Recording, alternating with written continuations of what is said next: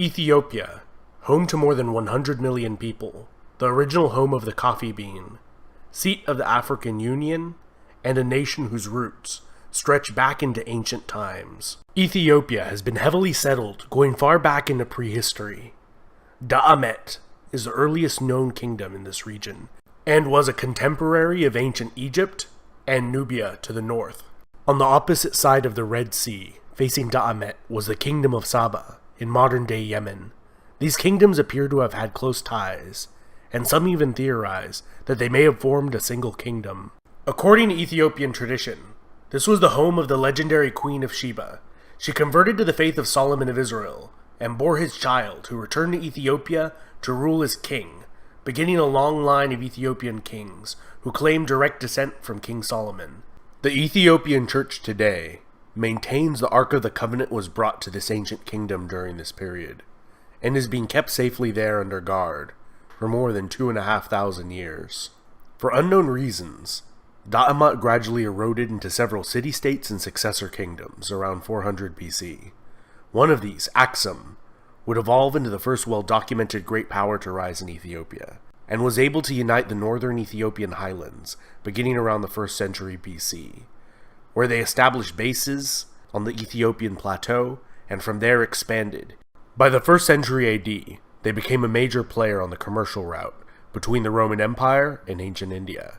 A notable Persian religious figure and scholar of the time regarded Aksum as one of the 4 great powers of his day, alongside Persia, Rome, and China. To facilitate this booming trade, the Aksumite kings minted large amounts of gold currency that became widely used and have been found throughout the Mediterranean to India. Around 325 AD, the king Ezana converted to Christianity, making it the state religion, and was also the first state to ever use the image of the cross on its coins. Ezana campaigned against the kingdom of Kush to the north, as far as the borders of the Roman province of Egypt, and is believed to have been the reason for that 1,000-year-old kingdom's collapse.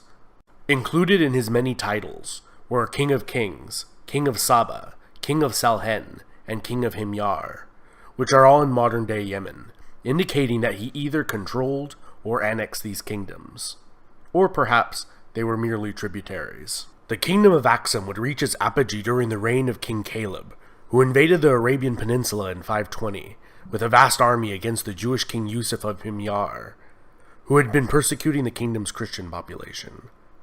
5 years after installing a native Christian viceroy, one of his own Aksumite generals killed the viceroy and declared himself king of Himyar. This general turned king, Abraha of Himyar, is mentioned in the Quran for his failed invasion of Mecca in the year 570. The rise of the Arab Empire would signal the decline and eventual demise of both of these kingdoms. Aksum was completely cut off from any contact with the Christian Roman Empire and the vast revenues generated from Roman trade.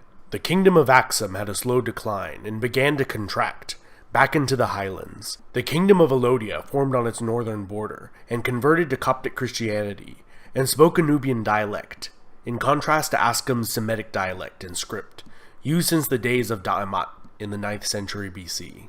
According to Ethiopian tradition, around the year 1000, a female pagan warlord overthrew the kingdom of Aksum, laying waste to the land, burning ancient churches to the ground, and hunting down all members of the royal family of Aksum.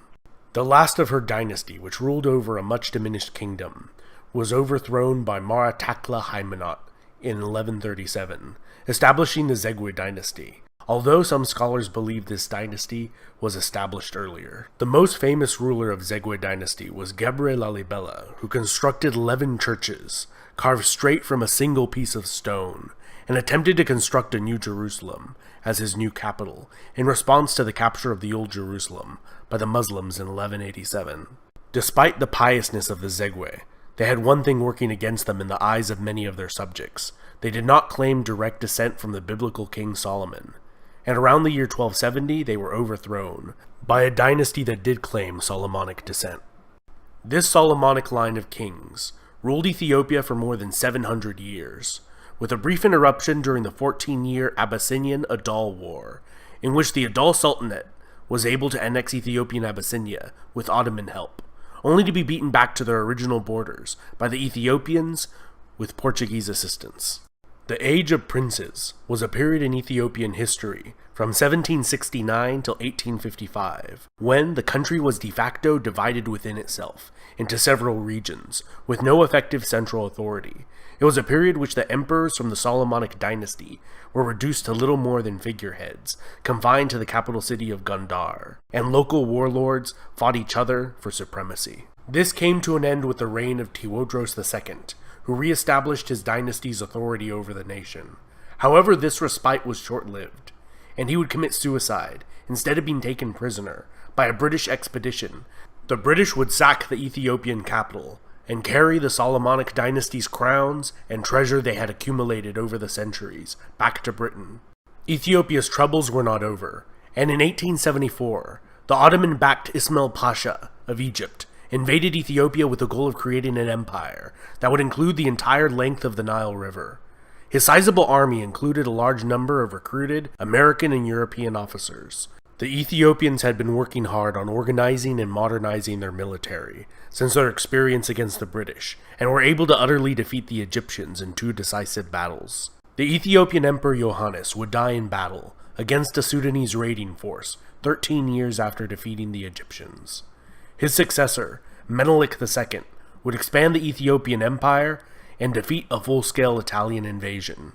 The technologically superior Italians were decisively defeated in a bloody war that they expected to be a casual affair. 40 years later, masterminded by the Italian journalist turned dictator Benito Mussolini, the Italians invaded again, this time sending an overwhelming force of approximately 500,000 men, 600 aircraft, and 800 tanks. Despite this, the war was still a long and bloody affair. The Italians gained little from the annexation and committed widespread atrocities against the Ethiopian population, which they never fully managed to control. Ethiopian Emperor Haile Selassie returned to Ethiopia from exile in England to help rally the resistance. The British began their own invasion in January 1941 with the help of Ethiopian freedom fighters. The last of the organized Italian resistance in Italian East Africa surrendered in 1941, ending the Italian rule. The Solomonic monarchy was fully restored after the war. In the decades that followed, Haile Selassie would begin to slowly implement democratic reforms in the nation. However, many blamed his grasp on power for the slow pace of modernization. During the Cold War, Selassie received the backing from the United States, and when widespread drought and famine hit the nation in 1974, the aged monarch was overthrown by a socialist faction in the military.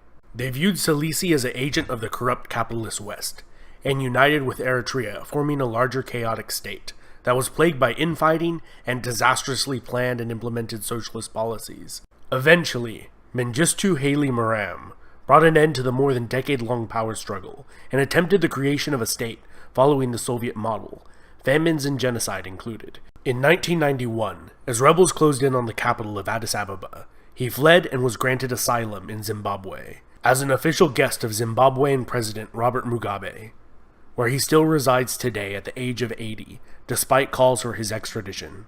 This was followed by a transitional government in Ethiopia, which drafted a new constitution allowing any of the nation's ethnic regions to secede if they ever wanted to. Eritrea did so right away, and the remainder is the modern nation-state of Ethiopia. This has been Epimetheus. Huge thanks to all my awesome patrons over on Patreon who help me with this channel's expenses, and my fantastic subscribers. If you're new to this channel, don't forget to sub, hit the bell icon to get notifications every time I make a new video, and smash that like button. One more interesting bonus fact for you if you made it to the end of the video. The Rastafari religion, originating in Jamaica in the 1930s, regards Ethiopian Emperor Haile Selassie as the second coming of Christ and the embodiment of Jah on earth.